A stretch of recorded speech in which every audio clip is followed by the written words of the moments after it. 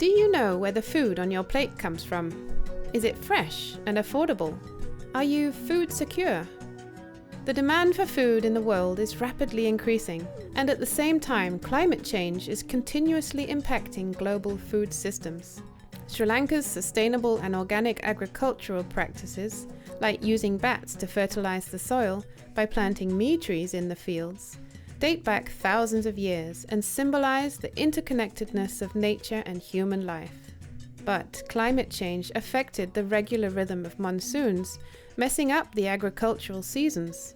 The rising temperatures have brought more pests, increased the spread of weed, and degraded the soils, forcing farmers to use quick fixes like pesticides, monocultivation, and genetically modified crops.